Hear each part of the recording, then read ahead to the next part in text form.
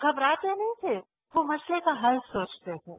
انہوں نے یہ نہیں کہا کہ پریشان ہو کے عمر رضی اللہ تعالیٰ عنہ کو خطوط بھیجیں گے اب بتائیں ہم کیا کریں. نہیں، وہ ہمت، تقوی اور اللہ پہ بھروسہ کر کے کہ جو اسباب اور عقل اللہ نے دیے اس سے پورا پورا فائدہ اٹھاتے تھے. And necessity is the mother of invention. ان اونٹوں پہ جب بڑے بڑے وہ کپڑے ڈال دیے گئے تو بہت بڑے بڑے لگنے لگے. کچھ فائدہ ہوا مسلمانوں کو، لیکن ہاتھیوں نے بہت تباہی مچائی. آخر ایک نو مسلم ایرانی نے یہ بتایا ہاتھی کو مارنے کے لیے اس کے لیڈر کی سونڈ کاٹ دی جائے اور اس کی آنکھیں پھوڑ دی جائیں. انہوں نے اس لیڈر کی جا کے سونڈ کاٹی اور اس کی آنکھیں بھی تیروں کے ساتھ پھوڑ دی.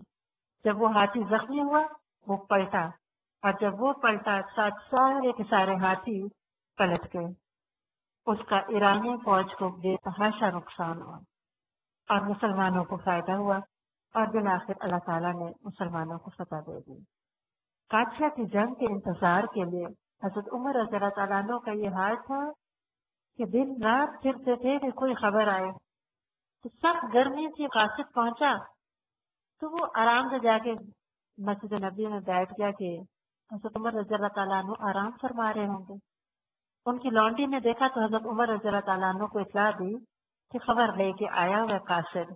کہ فوراً جا کے ملے، کہنے لگے تم نے مجھے بتایا کیوں نہیں؟ اس نے کہا میں نے سوچا تو پہلے آپ آرام کر رہے ہوں گے، سو رہے ہوں گے. کہنے لگے اگر میں سو جاؤں تو خلافت کون چلائے گا؟ قادسیہ کی جنگ میں فتح کے بعد بے تحاشا مال غنیمت ہاتھ آیا.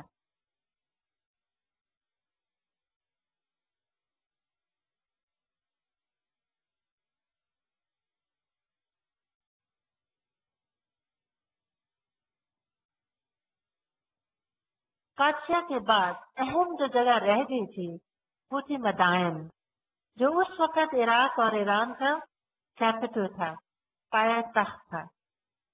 اور مدائن جو تھا دجلہ کے پار تھا، دریائے دجلہ درمیان میں آتا تھا. ایرانیوں نے جب دیکھا کہ مسلمان تو بڑھتے چلے آ رہے ہیں، انہوں نے دریائے دجلہ کے پل کو توڑ دیا کہ نہ پل رہے اور نہ مسلمان پار آئے. ساتھ ہی انہوں نے کشتیاں ہٹا دی کہ ایسے نہ ہو کہ مسلمان کشتیوں کے ساتھ آ جائیں. لیکن جن کے جذبے صادق ہوتے ہیں ان کو کوئی بھی نہیں روک سکتا. حضرت سعد بن وقاص رضی اللہ تعالیٰ عنہ نے دیکھا کہ اس دن دریا میں طوفان آیا ہوا تھا، دریا خوب چڑھا ہوا تھا. انہوں نے اطمینان سے اللہ کا نام لے کے اپنا گھوڑا پانی میں اتار دیا، اور ان کے پیچھے ساری اسلامی فوج نے اپنے گھوڑے دریا میں اتار دیے. اور کہتے ہیں ہسٹورینز کہ وہ گھوڑے بھی اس طرح لائن میں چلے کہ لگتا تھا کہ فلیٹ لینڈ پہ کوئی فوج موو کر رہی ہے. جب ایرانیوں نے دیکھا کہ یہ تو پہنچنے والے ہیں تو انہوں نے کہا دیوان آمد، دیو آگے، دیو آگے، اور چیختے ہوئے بھاگے کہ یہ تو انسان ہو ہی نہیں سکتے، یہ تو دیو ہیں. بہت کم لوگ رہ گئے مقابلہ کرنے کے لیے اور نہایت آسانی سے مدائن فتح ہو گیا. مدائن سے اس قدر بے پناہ مال غنیمت ملا کہ کوئی انتہا ہی نہ تھی. کچھ ہسٹورینز کہتے ہیں کہ اگر ہم موجودہ رقم میں اسیس کریں تو کئی ارب روپے کے برابر مال غنیمت ہاتھ آیا. سونا، چاندی، زیورات، نوادرات، تعلیم، کوئی انتہا ہی نہ تھی.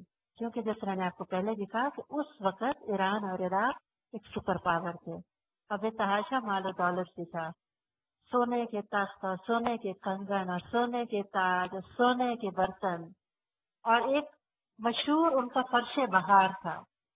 ایک سمجھنے کہ جیسے وہ بچھایا جاتا تھا تخت نما ایک فرش تھا بہت بڑا، جو سونے کی تاروں سے سارا بنا ہوا تھا، اور اس میں جگہ جگہ جواہرات لگے ہوئے تھے. جیمز اور سٹونز کے ساتھ اس میں سینریز بنائی گئی تھیں، قالین نما چیز تھی، اور اس سینری میں دکھایا گیا تھا کہ بہار کا موسم ہے، اور اس پہ پھر بیٹھ کے خاص موقعوں پہ شراب پی جاتی تھی. جب یہ مشہور فرش پہنچا سارے دیکھ دیکھ کے عرب میں حیران ہوتے تھے.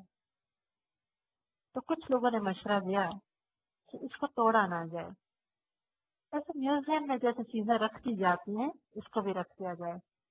حضرت علی رضی اللہ تعالیٰ عنہ نے کہا کہ نہیں، یہ کفر کی یادگار ہے، لہذا اس کو توڑ دیا جائے، اس کے ٹکڑے ٹکڑے کر کے مسلمانوں میں تقسیم کر دیا جائے۔ ایک ٹکڑا صرف کہا جاتا ہے جو حضرت علی رضی اللہ تعالیٰ عنہ کے حصے میں آیا، صرف اس کی ویلیو آج کل کے مطابق 1,00,000 روپے بنتی۔ اس شخص کے آپ وسعت سوچیں اور اس کی مالیت کا اندازہ کریں جو کہ تمام مسلمانوں میں ڈسٹریبیوٹ ہوا ہوگا۔ اور اتنی دولت دیکھ کے حضرت عمر رضی اللہ تعالیٰ عنہ رو پڑے کہ یا الہی کہیں یہ میری آزمائش تو نہیں۔ اسی طرح ایک اور مرتبہ مال غنیمت آیا تو روئے۔ لوگوں نے کہا آپ کو تو خوش ہونا چاہیے، کہنے لگے نہیں، دولت جو ہے حسد اور رقابت کو جنم دیتی، خود تو دولت سے کوئی پیار نہیں تھا، اور جو جس کا حق ہوتا تھا وہ اس کو دلوا کے رہتے تھے۔ ہر ایک کے حق کا خیال، مسلمان ہو کہ غیر مسلمان، کوئی بھی اس انصاف اور رعایا پروری سے محروم نہیں تھا۔ ذمہ جو نان مسلم تھے جو جزیہ دے کے رہتے تھے ان کا بھی خاص خیال کیا جاتا۔ ایک مرتبہ ایک یہودی تھا شام میں، اس کی زمین مسلمانوں نے چاہا کہ خرید کے اس پہ مسجد بنا دی جائے۔ یہودی نے فروخت کرنے سے انکار کر دیا، مسلمانوں نے زبردستی اس پہ مسجد بنا دی۔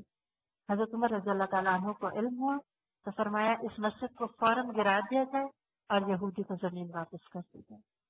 اگر حضرت عمر رضی اللہ تعالیٰ عنہ چھوٹے سے چھوٹے ظلم کو بھی اگنور کرتے تو ممکن نہیں تھا کہ ان کی خلافت میں ایسا انصاف قائم ہوتا جس کو آج تک دنیا یاد کرتی ہے۔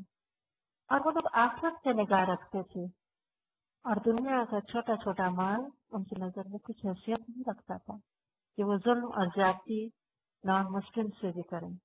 خود بھی اللہ سے ڈرتے تھے اور یہی چاہتے تھے کہ اسی طرح امانت، صداقت اور تقوی پہ سارے مسلمان قائم ہیں، اور خاص طور پہ ان کے امال جو انہوں نے اپنے آفیسرز اپوائنٹ کیے ہوئے تھے۔ شیخ سعدی رحمۃ اللہ علیہ کہتے ہیں کہ اگر کوئی حکمران آدھا انڈا بھی ظلم سے لیتا ہے تو اس کے لشکری ہزاروں مرغ ہڑپ کر جاتے ہیں۔ ولیم میور کہتے ہیں his sense of justice was strong۔ یہ ہوتا ہے عدل، اپنے ہوں کے پرائے، مسلمان ہوں کے غیر، ہر ایک کے ساتھ انصاف۔ ایک مرتبہ شام سے ایک غیر مسلمان کسان آیا اور کہنے لگا کہ آپ کی اسلامی فوج میرے کھیتوں میں سے گزری ہے، میرا نقصان ہو گیا۔ اس کے نقصان کا اندازہ لگانے کے بعد اس کے نقصان سے کہیں زیادہ اس کو دیا گیا۔ شام سے عیسائی تھے جبلہ بن احم غسانی، یہ کرسچن تھے اور بڑے رئیس تھے اپنے علاقے کے۔ انہوں نے اسلام قبول کر لیا۔ اسلام قبول کرنے کے بعد مکہ معظمہ آیا، طواف کر رہے تھے تو لمبی سی چادر پہنی تھی ایک بدو کے پیروں کے نیچے آ گئی، فوراً پلٹ کے بدو کے منہ پہ تھپڑ مارا۔ اس بدو نے جا کے حضرت عمر رضی اللہ تعالیٰ عنہ سے شکایت کی۔ انہوں نے اس کو بلوا بھیجا اور کہا کہ ہمارے ہاں یہی ہے طریقہ کہ جو جتنا ظلم کرتے اس سے اتنی ہی سزا دی جاتی ہے، لہذا پراپر عدالت میں تم سے انصاف لیا جائے گا۔ وہ تو رئیس تھا اور کرسچن تھا اور وہ تو ایسے انصاف سے واقف نہیں تھے، لہذا وہ راتوں رات واپس بھاگ گیا کہ کہیں ایسے نہ ہو سب کے بیچ میں مجھ کو تھپڑ لگ جائے۔ جہاں دیگر انتظامات کیے، عدل و انصاف ایک تو خود ڈائریکٹلی لیتے، ایک باقاعدہ عدالت اور قاضی سسٹم بھی تھا، اور یہ پسند ہی نہیں تھا کہ قاضی ان کو بھی کوئی out of the way favour دے۔ اس کے ساتھ ساتھ پولیس کا محکمہ بھی قائم تھا۔